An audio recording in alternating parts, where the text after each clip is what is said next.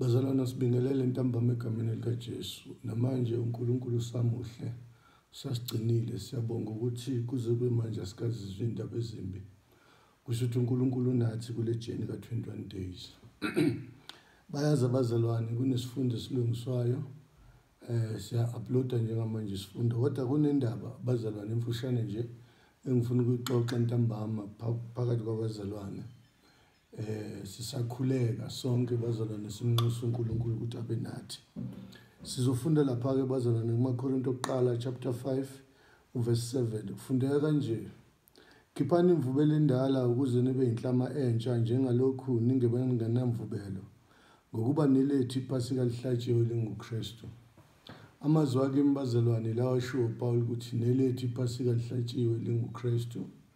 Mhlambe before ngikhulume bazalwane ngifisa ukuphendula umbuzo ethi elethu kanjani. Elethu bazalwane ngoba uJesu wayesethengiwe, wathengwa amaRoma njengesiqila sabezizwe. Utheke eya eGolgotha, eya kobulawa, uye eyobulawa eseyofa endaweni yabezizwe, endaweni yethu. Ingakho kuthiwa nelethu iPhasika lihlatshiwe linguKristu. NoPawula into yenza ukuthi athe lethu noma aye umHebheru noma engumIsrayeli. Isizathu bazalwane ukuthi uPawula uthe mangabe eshumayela ufike eRoma, wathola ukuthi ulimi lamaRoma akali-understand, nemithetho yakhona akayi-understand. Wayesiyafunda ulimi lwesiRoma, ufunda nemithetho yesiRoma, waze wathenga ubuzwe bamaRoma. Ubhala lencwadi nje bazalwane, incwadi yobuzwe bakhe noma i-citizenship certificate uyiphethe yamaRoma ukuthi abezizwe. Ingakho ethi nilethe iPhasika lihlatshiwe linguKristu, ngakho masigubhe. Bazalwane ngifuna ukusho ukuthi nakulesi sikhathi abazalwane abakhumbule ukuthi nelethu iPhasika lihlatshiwe linguKristu. Elethu alihlatshwanga lafana nelaka-Israyeli. Elaka-Israyeli lalihlatshelwe ezindlini, lalihlatshelwe emathempelini, lalihlatshelwa kuma-closed doors. Kodwa elethu iPhasika abazalwane lahlatshelwe entabeni, kubona nombani, igazi lagobhozela umhlaba wonke. So engifuna ukugcizelela-ke labazalwane ukuthi ngesikhathi kuhlatshwa elethu iPhasika kwaba nomahluko kancane. Isizathu lahlatshelwe entabeni, endaweni evulekile. Okwesibili, nokuthi makuhlatshwa iPhasika kube netafula lapha e-altare lokuhlabela ukuze isilwane sibulawelwe sihlatshelwe etafuleni. Elethu iPhasika abazalwane itafula lakhona likwaba isiphambano. Okwesibili noma okwesithathu bazalwane bekuthi makuhlatshwa iPhasika kudingeka umpristi omkhulu. Kodwa makuzohlatshelwa wethu bazalwane akatholakalanga umpristi omkhulu ongaphezulu kaJesu wethu. Sizwa ma uJesu esekhala ukuthi uNkulunkulu wami ungishiyelani, okungukuthi bazalwane wayekhona umpristi omkhulu, uNkulunkulu wayebambelene uqobo ngoba uyena kuphela wayengama nongaphezulu kukaJesu Kristu wethu. Lihlatshwe kanjalo-ke elethu iPhasika bazalwane. Kodwa la ngifuna ukugcizelela khona nakho, uJesu esefa kukhona into eyenzeka. Umhlaba wazamazama, ilanga labamnyama, amadwala aqhephuka. Kwakhona indoda okwavela kuyo enhlizweni yathi impela lo ubeyindodana kaNkulunkulu. Lokhu bazalwane ngikushiso ilokhu ukuthi uma siphambi kaKristu wethu sikhuleka, kukhona izinto bazalwane ekufanele siyibheke. Kufanele silahle ipride, kufanele silahle ubuthina, kufanele siyikhohlwe, sithathe isimo sobuntwana. Ngisho ngabe uyindoda ma uphambi kweNkosi uJesu, ngisho izwi lakho ma ukhuluma ufuna ukhulume ukhumbule ukuthi uphambi kweNkosi yakho. Nakho ngifuna ukusho-ke bazalwane, lithi izwi wayekhona ekuqaleni kuNkulunkulu, enguNkulunkulu, konke kwavela ngaye, ngaphandle kwakhe akuvelanga lutho. Nawe engifuna ukugcizelela bazalwane lokhu ukuthi uthe uJesu mangabe esefa, umhlaba wahluleka ukubekezela, ubona umdali wawo efa, ubona umdali elenge siphambanweni, ibona umdali engasabukeki, ibona umdali evuza igazi, umhlaba wazamazama, okusho ukuthi bazalwane umhlaba waluza ishape, umhlaba waluza ubuwona, kwadinga ukuthi uzamazame. Ilanga bazalwane, ilanga kuthiwa lihloba ngokukhanya, ilanga ipride yalo kukhanya, ilanga inkazimulo yalo kukhanya, kodwa kwathi mhla libona umdali owalidalayo kwadinga ukuthi lilahle inkazimulo, lilahle ipride, lilahle ubuse, lilahle ubulona. Isizathu bazalwane ukuthi kwakufa umdali. Ngenye indlela imvelo yayimangala ukuthi okunjani lokho esikubona namhlanje. Sihlezi sibona abantu befa, kodwa siyaqala ukubona uNkulunkulu uqobo, uNkulunkulu wethu wasidala kuyena ofayo. Kuqhubeke bazalwane, amadwala nawo aluza ishape, aqhephuka. Uma kwenzeka uhamba endleleni ubona amadwala eqhephukile, aqhephuka mhla kufa uJesu wethu, aqhephuka mhla inkosi yethu iphuma umoya, aqhephuka mhla kwenzeka into engakaze yenzeke emazulwini nasemhlabeni.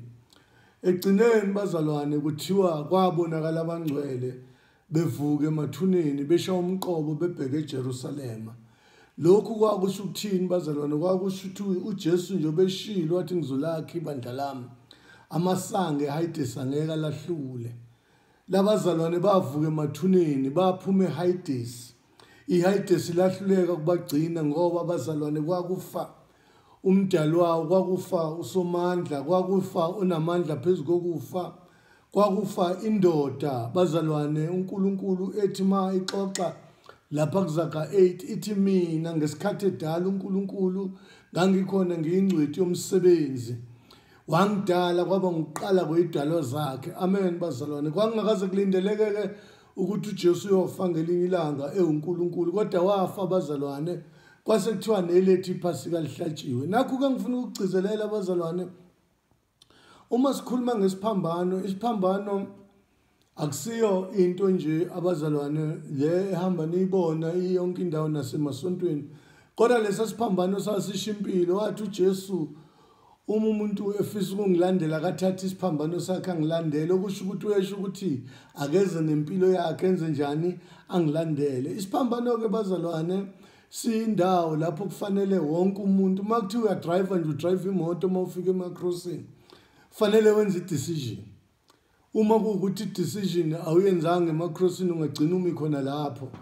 Kanti futhi kufanele uma ngabe ufika emakrosini wenze i-decision efanele, ngoba uma wenze engafanele inkinga ukuthi uyobona usukude, kodwa futhi manje uthola ukuthi la usukhona awukwazi ukuthola indlela eyiyo ngaphandle ukuthi ubuyele emakrosini, ngoba emakrosini iwona akhomba indlela. So bazalwane, ngisho ukuthini? Ngithi bazalwane, lesi sikhathi esikuso bazalwane ilona lo befanele athathe isiphambano sakhe enze i-decision yokulandela uJesu. Angamlandeli ngokujwayela, angamlandeli ngokwazi, angamlandeli ngendlela akabona abanye benza ngayo, kodwa amlandele ngokunikela impilo yakhe.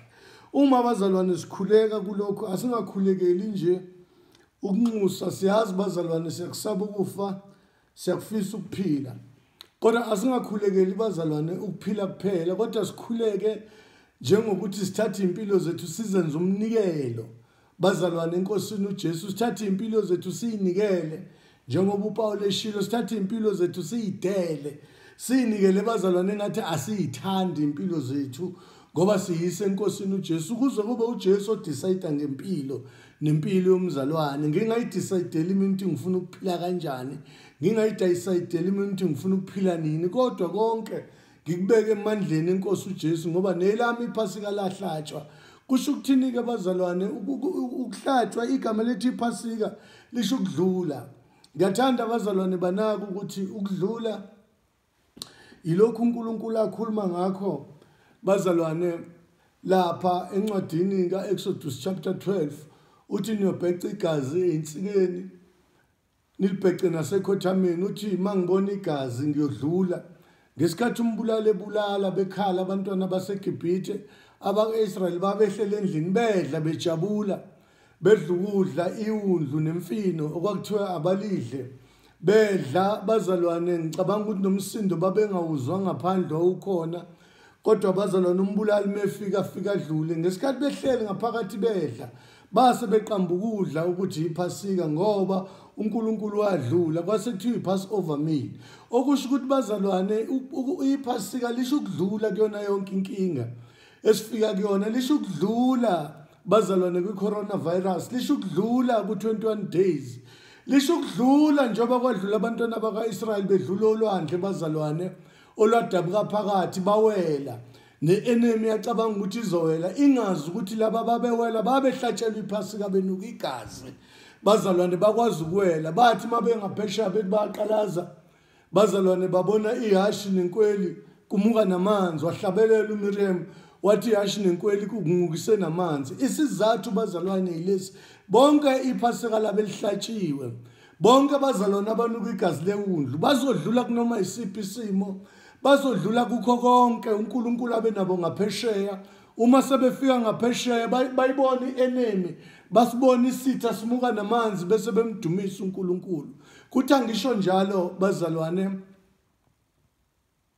namhlanje ntambama ukuthi sikhuleka bazalwane sikhumbule ukuthi nelethi iphasika lihlatshiwe bese ngaqhubeka nalendaba bazalwane kodwa ngicabanga ukuthi ngiyimise la ekutheni baza bazalwane ukuthi nelabo iphasika lihlatshiwe linguKristu labenyathela khona ngisho kuthiwa banyathele exubwini ngisho kuthiwa bahamba endaweni enjani kodwa banuka igazi lewundlu banuka igazi likaJesu bazalwane ngoba nelabo iphasika lihlatshiwe linguKristu